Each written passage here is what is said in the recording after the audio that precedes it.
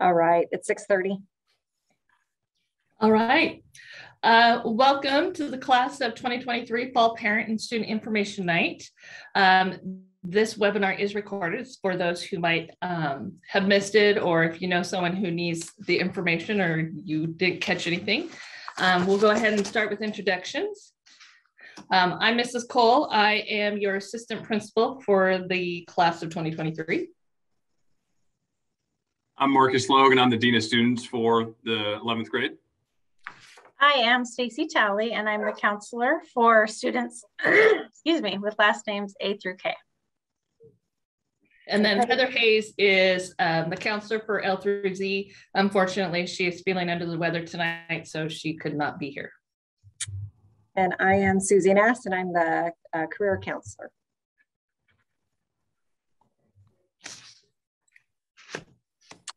So I'm going to start us off. This is our class of 2023 Google Classroom. So we're showing you this because this is how we get out most of our information to students. So your juniors should already all be in this Google Classroom. If they're not, they can add it by typing in that code at the top. But through Google Classroom and WTV is how we get out a lot of our information. So it's really important that students are a part of this Google Classroom.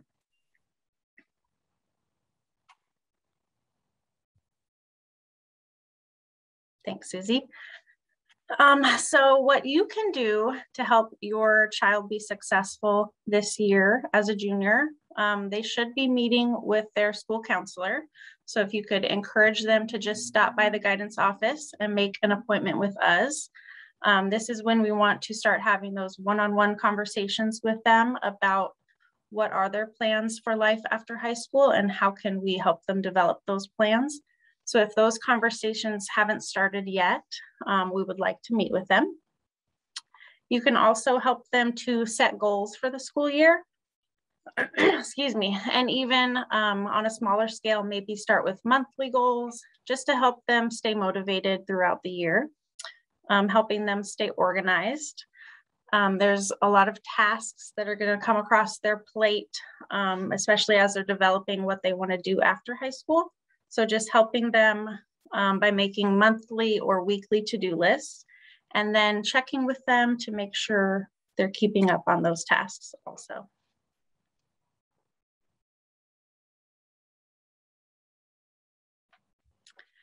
So this fall, your student is going to be either taking the ASVAB if they opted to take the ASVAB. If not, they'll be taking the PSAT test, and that's happening next Wednesday on the 13th. It's a preliminary or practice test for the SAT.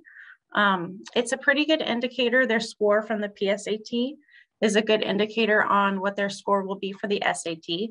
So they should take it seriously, try their best. If they do well on the test, they can be eligible for certain scholarship opportunities. If your student's planning on going to college, they also want to start making a list of potential schools now.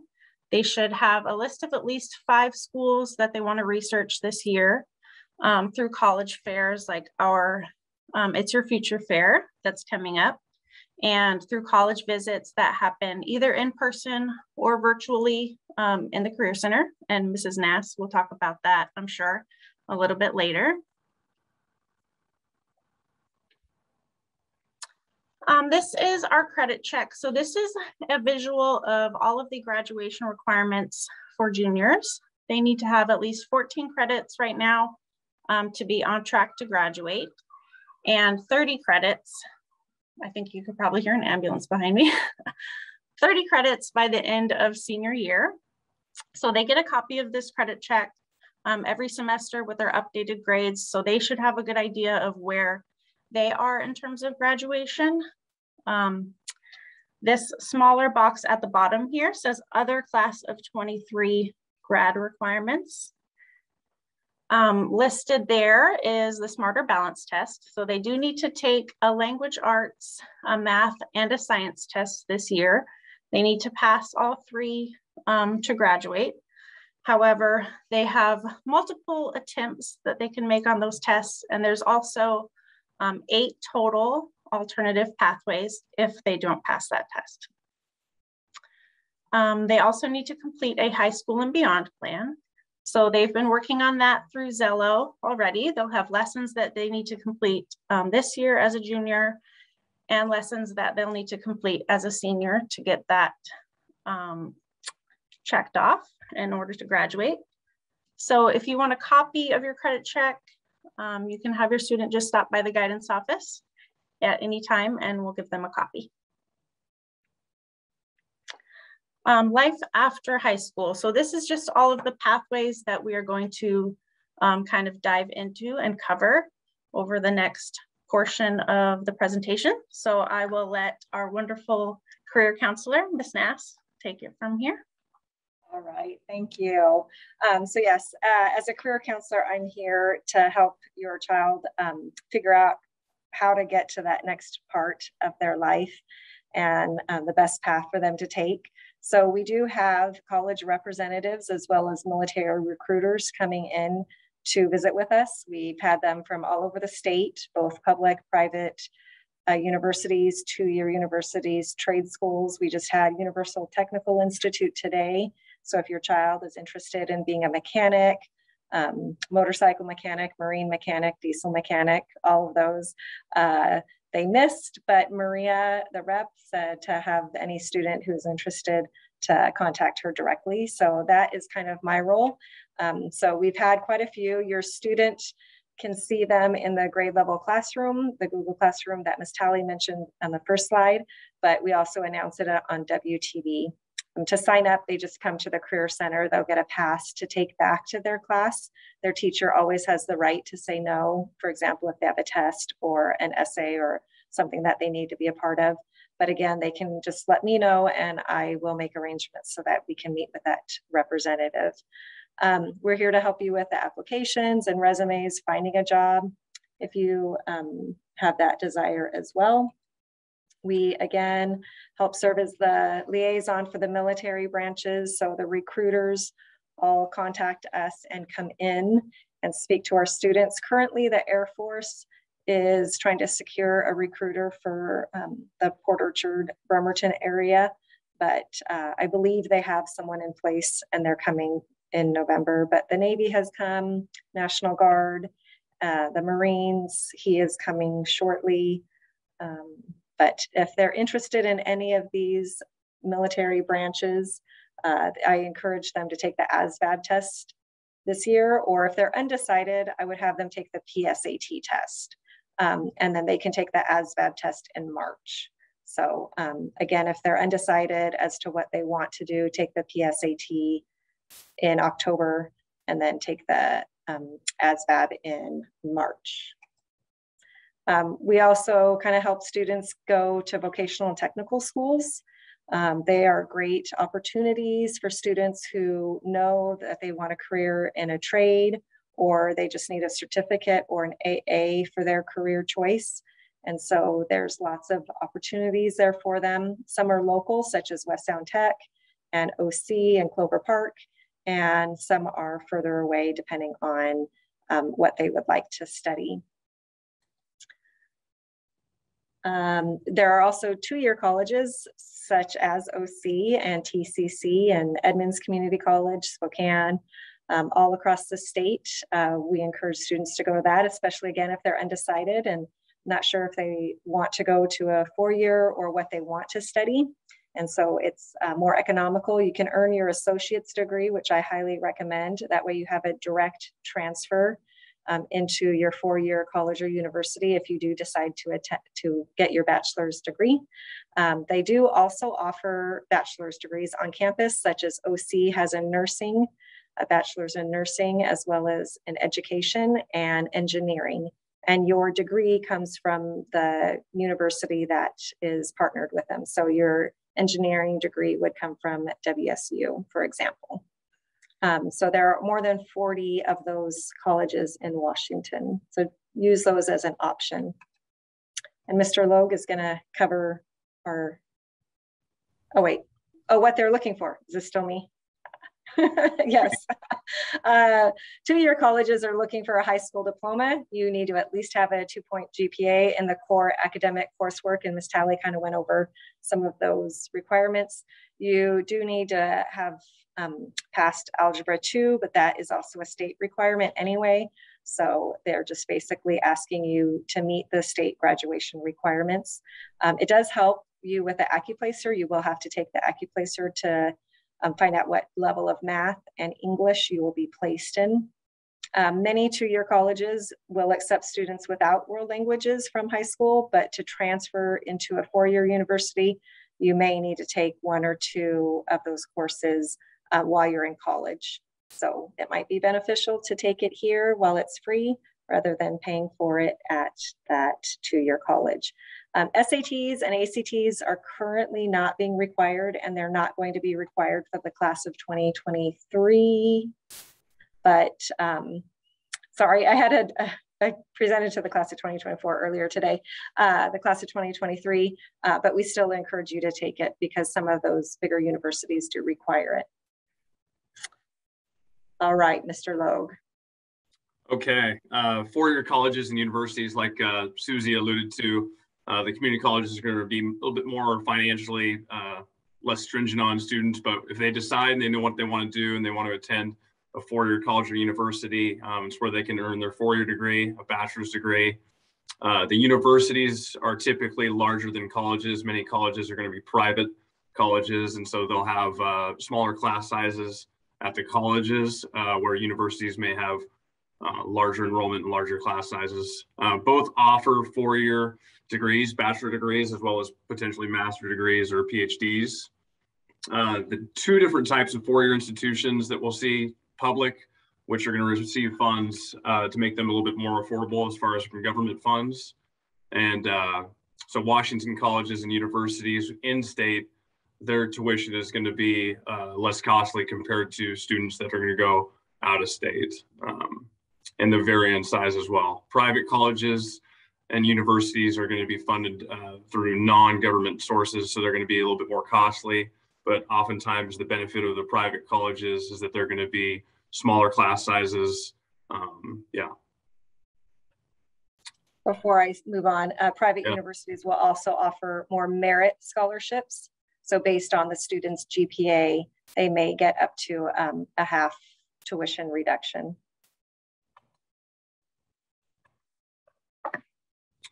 So what the 4-year colleges and universities are looking for, students in high school need to take English for all 4 years.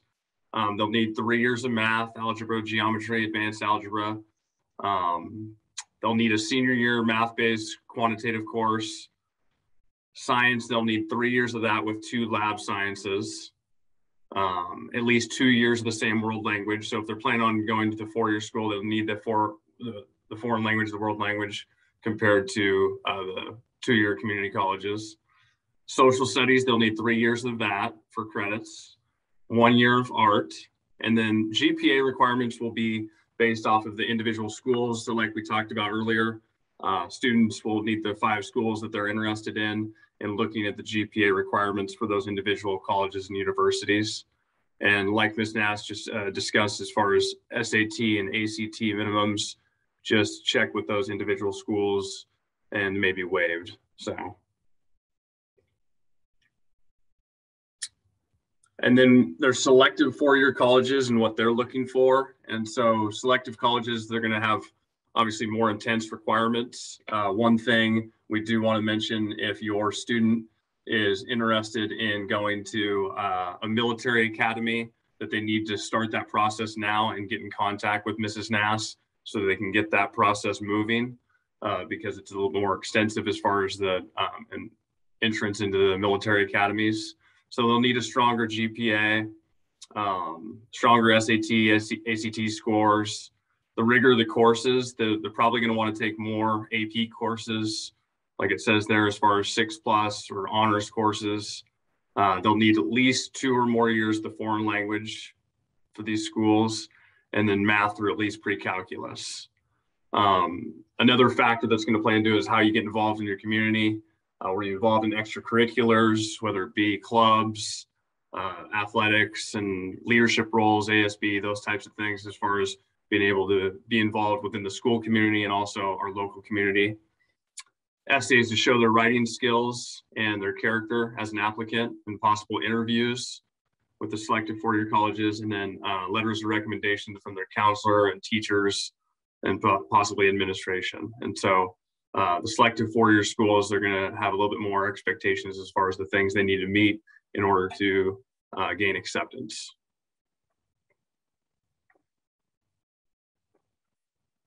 And Charla, Ms. Cole is going to take over for 11th grade focus here, I think.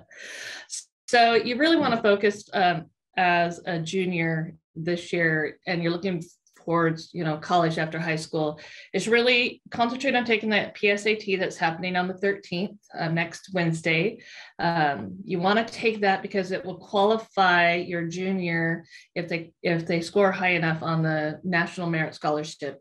And so that's how you get into that National Merit category, is taking the PSAT. Attend college fairs and college prep presentations, just like what Mrs. Ncaa alluded to. We have a college fair that's coming up. It's all going to be virtual, but she also posts college presentations as we go through. You want to make sure that you register for college admission exams such as the SAT and the ACT in your spring year and during the spring of your junior year. So those that are thinking that you have to take the SAT right now, you don't. You want to wait until the end of your junior year to do so. And again, check with the college or university that you're looking at going to, because you might not have to do that. Research the ways to pay for college, because this becomes a sticker shock to most parents. Take it from me, with one in college and one that wants to go out of state here this next year. You really need to research ways of how you're going to pay for college, look at scholarships, grants, anything that's out there. I know there's a lot of scholarships in the Career Center that they post. Really use that as a resource for you. Contact the colleges and the recruiters to request information. They have a lot of information that might be missing off the website that you just want more details. And then obviously, as you get closer, the student wants to narrow down where they want to go. But again, look at those at least 5 schools or whatnot, and then start applying, going from there. And also start your college visits, because that's really important. They might get to the campus and find out that they don't really like the area. And so that might eliminate one of their college choices. NCAA eligibility. This is really crucial if you have a student athlete and is looking at trying to participate in any type of athletics at the college level. You need to register with the NCAA Eligibility Center. There's a website there.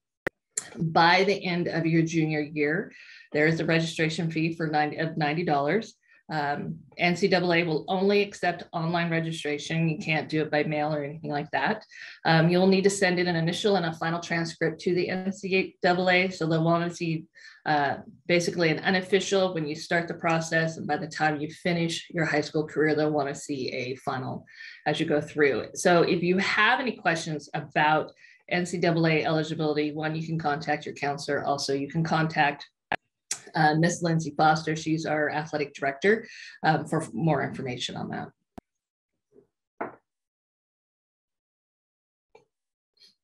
And then, as I referred to, it's your future fair. It's going to be virtual. It's going to be on October 14th. We'll make sure that we get some postings out there for the Zoom links, things like that. Fall conference reach out days are October 27th and 28th. Our teachers will be, there'll be more information to come, but it's going to be a sign up for about 20 minutes with each teacher. And then there'll also be times where the teacher will actually reach out to parents for those students who need to be give it a little motivation to make sure things are getting done. Graduation status letters are mailed home, if not on track, at the end of October. We were just reviewing ours for the junior class. We had to revamp a few things because our class has not taken any of the Smarter Balance state testing. And so we wanted to make sure that you were aware of that. And so if we were to send out a letter to it would end up going to every single junior, because nobody has taken the Smarter Balance testing for our class. So we kind of tweaked that out. So those will be coming out at the end of October. PSAT, ASVAB day is on campus. That's the 13th. You can tell it's a big thing. We've been talking about it. It's almost in every slide as we go through. And then we have the mandatory SBAC, like we were talking about. This will be the ELA and the math. That will be the 18th and 19th. I highly suggest that you get your students well rested. They eat breakfast when they come in. The goal is for them to pass it during the fall so they don't have to retake it in the spring. These are shorter tests, and so it's not as stringent as they will be in the spring. So really focus on trying to do well this fall. And then of course we have spring testing. We will have to do the science because that is an accountability and also graduation requirement. Registration for senior year will happen sometime in February. We're not yet determined on the dates. And then the SAT and or ACT testing, you sign up on your own during the spring of 2022.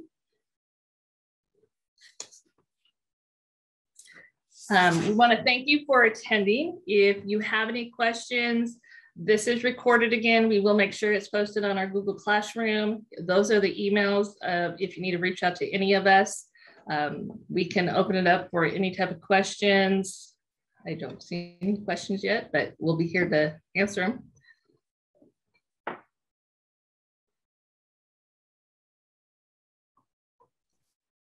One thing that wasn't on any of the slides, but if your student is in a dual credit class, such as a tech prep class or a college in the high school, either astronomy or Spanish or the AP, try to encourage them to take advantage of earning those dual credits because they will pay off in the end. Even if they just go straight into the workforce, they do have college credit, and the application for many of the jobs out there ask for your highest level of education, and you can honestly say that you have had college classes. So it is beneficial to you. And if it's a financial concern, you can talk to your counselor or myself for some resources.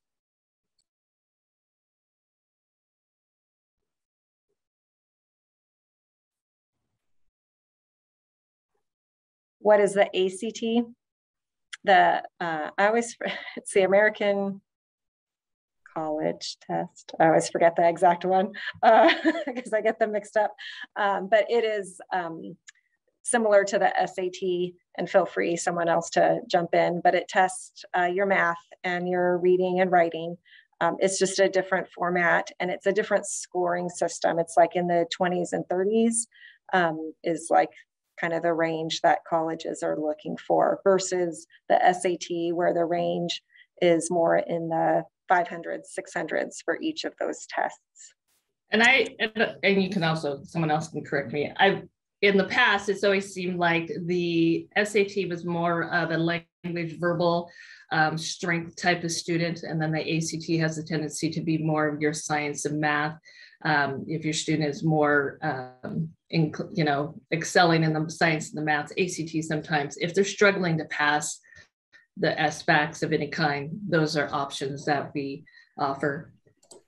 I was just going to say that too, Charlotte. It's also another alternative if they don't pass the Smarter Balance and maybe they didn't do well on the SAT. They could use the ACT as a different graduation pathway also. And another question, if my student is running START and didn't sign up for the October PSAT, is it too late? I want to say no, it's not too late, but definitely reach out to your counselor, like ASAP, so we know that you're going to be there.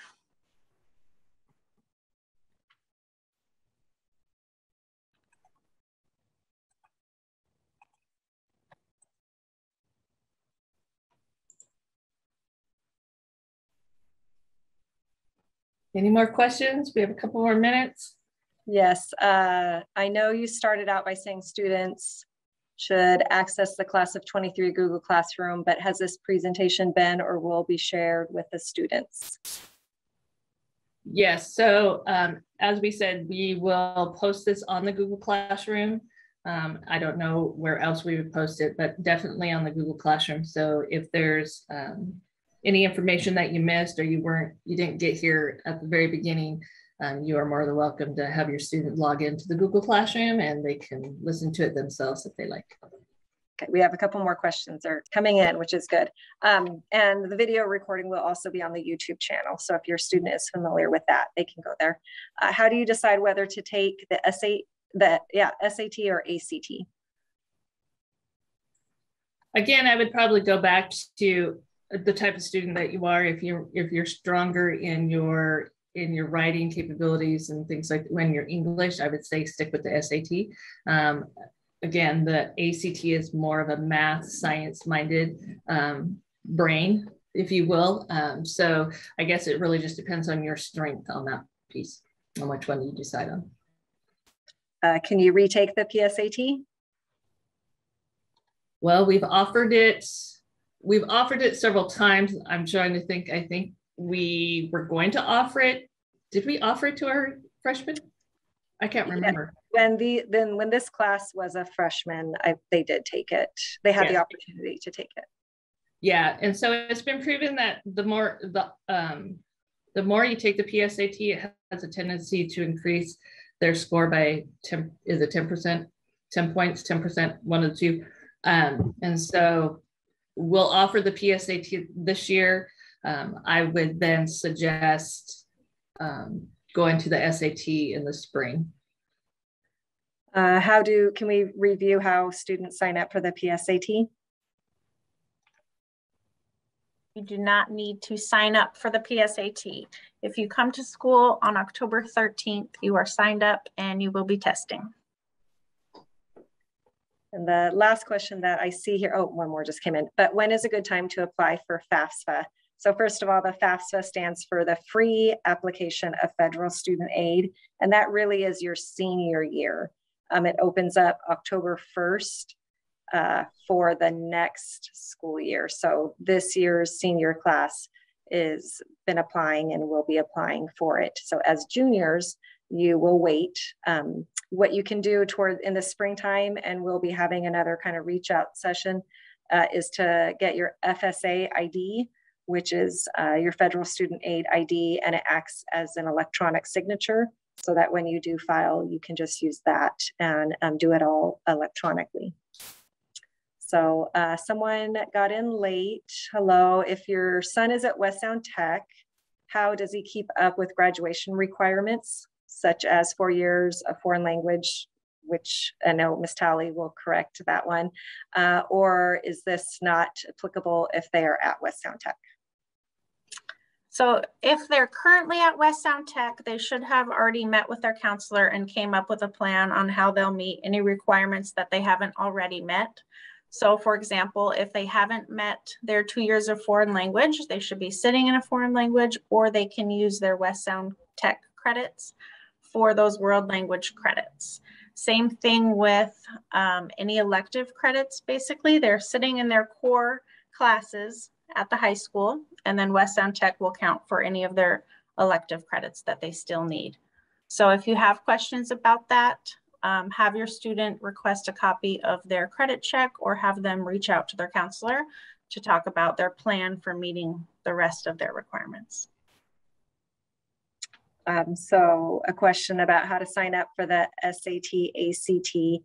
The one we offer next week, juniors are taking the PSAT or the ASVAB. And so that would be the only two that you have a choice of. You can then go to College Board to sign up for the SAT days that they have available, and you would look for the local ones. And the ACT also has a website for the testings that are offered locally. So some of the sites might be OC or other high schools that you go to, or our own high school for those tests. I hope that answered that one. The running start student should show up for PSAT day before 8, correct? Yes. Yeah, I would say make sure that you're here as if class was going to start at 7:25. So I would get here about 7:15. That way you can get yourself checked in and where you're supposed to be. The goal is that we start instruction. I want to say the goal is that we start instruction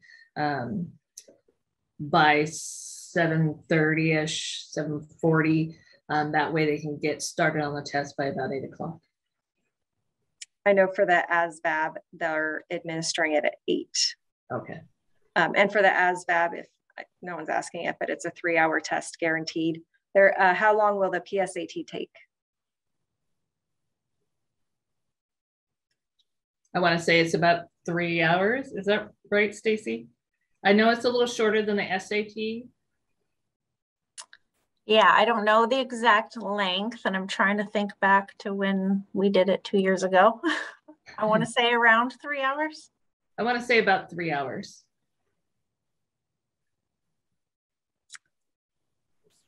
Yeah, will next Wednesday be a late start day, even with the PSAT ASVAB testing being scheduled? I thought it was. I know for the ASVAB, the military is not showing up until, well, they're administering the test at 8 o'clock. So they want seats filled and students ready to go at 8 o'clock. Ms. Cole is coming up with the PSAT. You know, I'm like, I have a schedule. It's my recollection we start at 8. We do a late start again. Well, it says here right now, so we can accommodate lunches and stuff, is talking about a 7:25 start, testing start. Okay. So that could be, I want to make sure I'm giving the right information though. So that could have been just from, that's for the 18th and 19th, sorry. See, we have so many different testings. I want to make sure I give you the right one. Ms. Talley, could you answer a question in the Q&A? Type it in or answer it. Talking about Ava? Either one, yeah. Okay. Hi, Ava. So if you have less than 14 credits, reach out to me. We have credit recovery options. We already have a plan that we've talked about. So if you have less than 14 credits, you should be having conversation with your school counselor about that, either Ms. Hayes or myself.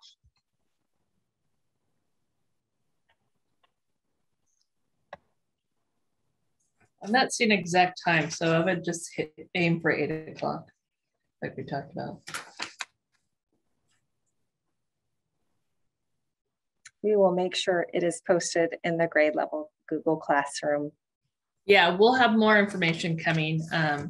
We're just getting everyone trained tomorrow morning. So the final details we'll make sure that it's posted on Facebook, our Google Classroom, our website. We'll make sure that it's well advertised.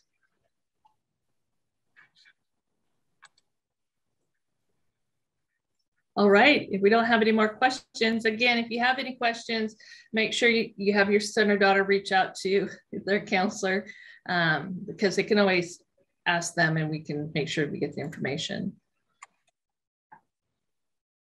There will not be a makeup date for the PSAT. It's a one-time deal. We do it school-wide. We give everyone the test. And so there is no makeup for the PSAT.